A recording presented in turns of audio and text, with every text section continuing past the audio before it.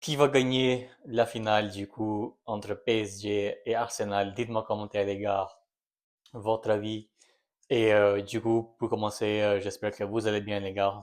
On se retrouve du coup aujourd'hui pour parler de la finale qui aura lieu demain à 18h.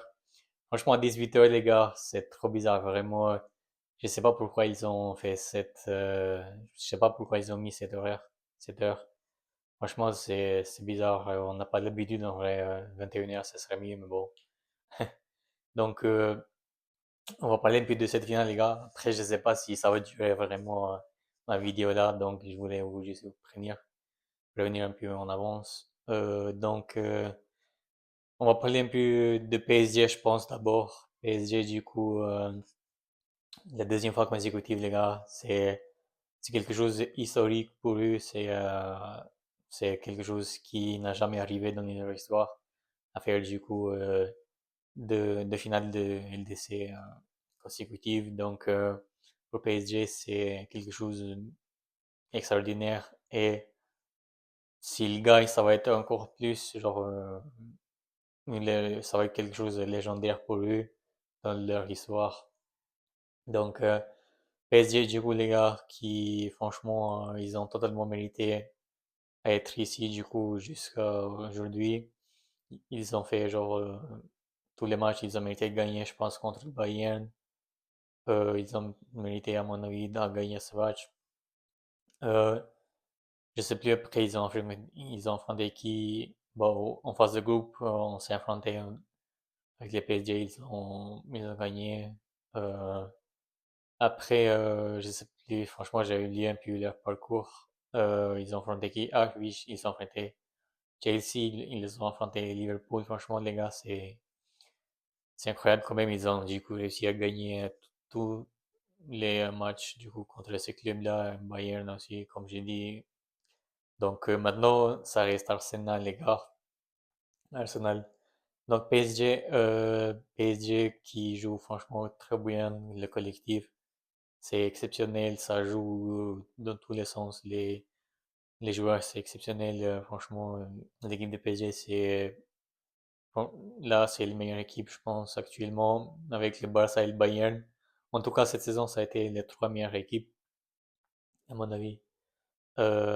J'allais dire aussi, du coup, que PSG, franchement, là, c'est une équipe, du coup, aussi qui ont pas peur, les gars. Ils ont pas peur de l'adversaire. C'est une équipe qui lâche jamais. Luis Enrique, qui a fait un excellent travail avec PSG. Franchement, Luis Enrique, avec ce qu'il fait là, c'est incroyable. J'ai envie parfois qu'il revienne au Barça un jour. Mais bon, ça va être un peu compliqué. Après, on sait jamais, hein. Attention. Donc, PSG, qui a des joueurs, comme j'ai dit, t'as Hakimi, par contre, Hakimi, j'ai vu qu'il y a des doutes sur lui. On n'a pas d'infos s'il va jouer du coup titulaire ou pas, peut-être la deuxième mi-temps. Mais apparemment, du coup, il n'a pas encore totalement récupéré de sa dernière blessure.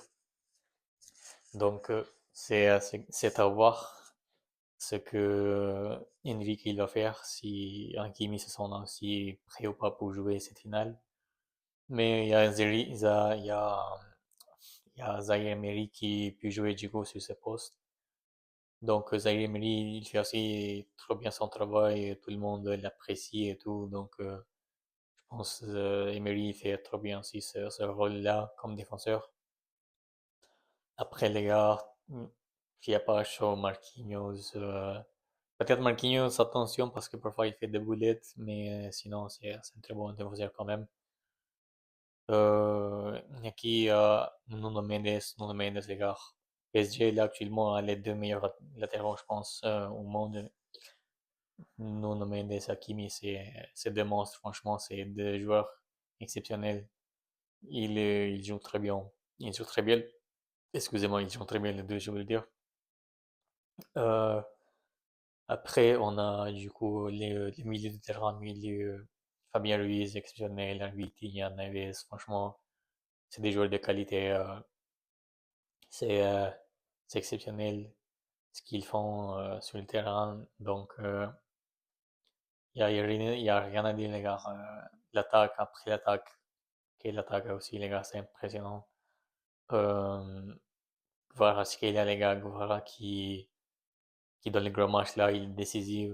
Chaque fois, il marque. Contre Chelsea, il a marqué. Contre Liverpool, je sais pas parce que j'ai pas regardé les matchs. Franchement, je me rappelle plus s'il a été décisif ou pas. Mais de toute façon, les gars, c'est un très bon joueur. Contre le Bayern aussi, il a marqué un but exceptionnel, un ou deux, je sais plus. Mais il a été décisif contre Bayern deux fois, je crois.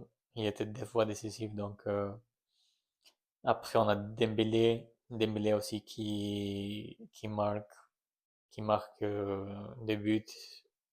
Franchement, là par contre, si Dembélé il gagne encore avec des champions, les gars, franchement, il va le mettre euh, au classement pour le Ballon d'Or. Enfin, après, il mérite d'être au classement, mais genre, j'espère qu'il va pas être favori quand même parce qu'il y a la Coupe du Monde aussi d'un côté. Après, les gars, je suis désolé, mais c'est pas que je suis contre Dembélé, mais juste, tu veux pas gagner en fait le Ballon d'Or à mon avis, juste parce que tu as fait un bon demi-finale, un bon demi-saison, je vais le dire plutôt. Donc, c'est à voir aussi avec la Coupe du Monde, mais bon, ça, c'est trop tôt pour parler de ça. Après, Désiré Doué, les gars, qui est un très bon joueur aussi, talentueux. L'année dernière, il a marqué deux buts, les gars. Contre l'Inter Milan, on a vu tout le monde. Euh, Doué qui, franchement, il sait faire la différence. Il n'a pas peur de tirer chaque fois qu'il a la possibilité. Il frappe. Ça tremble pas. Doué, franchement, c'est un joueur exceptionnel là aussi. Donc voilà, les gars, pour PSG, je pense. On a, j'ai tout dit, je pense, un peu sur PSG. Après, il y a aussi les remplaçants de PSG, quand même. T'as Barcola qui peut faire la différence. Il y a aussi l'autre joueur, Mayulu, aussi il peut marquer aussi. Donc franchement, c'est une très bonne équipe, les gars. C'est une équipe qui va trop bien collectivement. Après, c'est à voir aussi comment ils vont être physiquement jusqu'à la fin du match. Donc maintenant, pour parler un peu d'Arsenal, les gars. Donc Arsenal, du coup, chez eux, ce qui me fait peur, c'est l'attaque. Je pense que tout le monde le savent, mais bon, je voulais dire aussi mon avis plutôt. L'attaque de Arsenal, franchement, ça me convient pas trop, la vérité. Il y a peut-être que Gyökeres, je pense à mon avis, qui peut faire la différence. Ou peut-être Gabriel, mais franchement, c'est à voir qui va mettre du coup Arteta. Peut-être il y a Kai Havertz, les gars. Faut pas oublier Havertz. C'est un joueur aussi, normalement, il joue titulaire parfois. Donc, c'est un peu compliqué l'attaque d'Arsenal, franchement.